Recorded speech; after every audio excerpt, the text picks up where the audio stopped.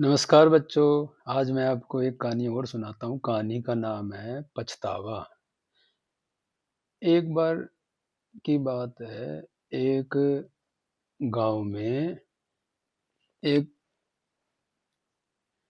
बच्चा था। उसका नाम था रवि। तो वो अपने माता पिता के साथ हंसी खुशी रहता था। तो उसके पिता भैंसों का काम करते थे, व्यापार। और वो उस मेहनत से उसकी माँ और वो उसको पाल के और खूब अच्छा बड़ा एक सरकारी कर्मचारी बना दिया। तो वो जो रवि था, गांव छोड़ के नौकरी लग गई उसकी। तो वो गांव छोड़ के वो एक बहुत बड़े शहर में रहने लगा, अपने गांव से कम 3,000 किलोमीटर दूर। तो फिर उसकी माँ बाप ने शादी भी कर दी, उसकी सुंदर सी पत्नी थी। फिर वो दूर ही रहने लगे, कभी साल में एक आध बार गांव में आते थे। तो इस बार उनके बच्चे, मतलब रवि के घर में एक लड़का भी पैदा हो गया। और एक दो साल बाद उसके एक गुड़िया भी पैदा हो गई, लड़की भी, उसकी पत्नी के। तो इसी तरीके से उसका जीवन खुशी प्रकार से चल रहा था। तो अब वो गांव में आना जाना कम हो गया था। तो जो माता पिता थे, तो उनको अपने बच्चे की याद आती थी। बुढ़ापे में शरीर कमजोर हो गया था और उनके काम भी नहीं होता था। तो वो कभी कभार मनी ऑर्डर से पैसे भेज देता था। आजकल तो ये ऑनलाइन का ज़माना है, उस टाइम मनी ऑर्डर ही आया करते थे बच्चों। उस वो डाकिया जो पोस्टमैन होता है ना, वो घर पे आके पैसे दे के जाता था और साइन करा लेता था और पैसे मिल जाते थे। तो वो माँ बाप के पास पैसे भेज देता था। तो एक बार क्या हुआ, उसके पिता बीमार थे। तो उसकी माता ने बोला, बेटा, फ़ोन किया, और वो अपनी नौकरी में था। तो उसकी माँ ने फ़ोन किया, वो बोला, माँ मैं बाद में करूँगा बात, ऐसे करके वो 2-3 दिन तक तो बात ही नहीं करी उसने।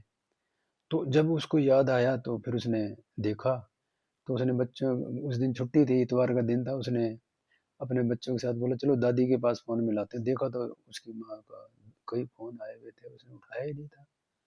तो वो बोला, माँ राम राम। वो बोली, राम राम बेटा, राम राम। बोले, क्या हुआ माँ, बीमार हो क्या? बोले, नहीं बेटा, तू घर आ जा जल्दी। ज- बहुत जरूरी बात है, तू जल्दी आ जा सब चीज छोड़ छाड़ के। और वो तो अब अच्छे पैसे कमाता था, तो हवाई जहाज से आ गया, जो नज़दीकी शहर पड़ता था जहाँ पे हवाई अड्डा था। और वो जल्दी से एक टैक्सी पकड़ के और घर पे आया। तो उसके पिता के मूर्ति पे, फोटो के ऊपर हार चढ़ा रखा था। वो समझ गया कि उसके पिता स्वर्ग सिधार गए हैं। तो वो बोली, बेटा मैंने तो तेरे को फोन किया और 3-4 दिन हो गए, तेने कोई बात भी नहीं करी, कुछ नहीं करी। तो फिर सभी रिश्तेदार और सबने मिलके तुम्हारे पिता का अंतिम संस्कार कर दिया। तो वो इस प्रकार से वो बहुत बुरी तरीके से पछताता है, रोता है बुरी तरीके से। बोला, मैं तो सारी जिंदगी, मेरे पिता ने मेरे को कितना पढ़ाया, ऐसे करके वो रोता है बच्चों। तो वो बहुत दुखी हो जाता है अपने पापा को याद कर करके, कैसे उसको वो स्कूल छोड़ के आते थे, कैसे अपने कंधे पे बिठा के लाते थे, कैसे उसको सिर पे हाथ फेर फेर के कहानियां सुनाया करते थे। इस तरीके से बच्चों वो अपने आप को बहुत कोसता है। फिर उसकी माँ उसके सिर पे हाथ फेरती है और बोलती है, कोई बात नहीं बेटा, अब पछताने से क्या होता है, तो तूने समय पे संभाला होता। तो उस टाइम पिता को हार्ट अटैक भी आया था। तो क्या करते हैं, इतने ही भगवान ने किस्मत में लिखा था। चलो, फिर वो उसको पछतावा होता है और वो सारी जिंदगी में दुख होता है। तो वो इस बार वो अपने माता जी को अपने साथ लेके चला जाता है और वो हंसी खुशी जीवन बिताते हैं।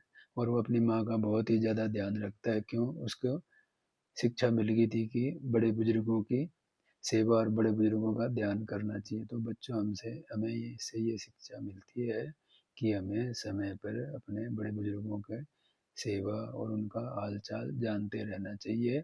ये नहीं कि हम बड़े पढ़ लिख के बड़े हो गए और अपने बड़े बुजुर्गों को, माता पिता को भूल जाएं और उनको हम अपनी ही दुनिया में उलझे रहें। तो क्यों, जो पछतावा होता है फिर वो जिंदगी भर के लिए कभी पूरा नहीं हो सकता। ठीक है बच्चों, राम राम, जय हिंद।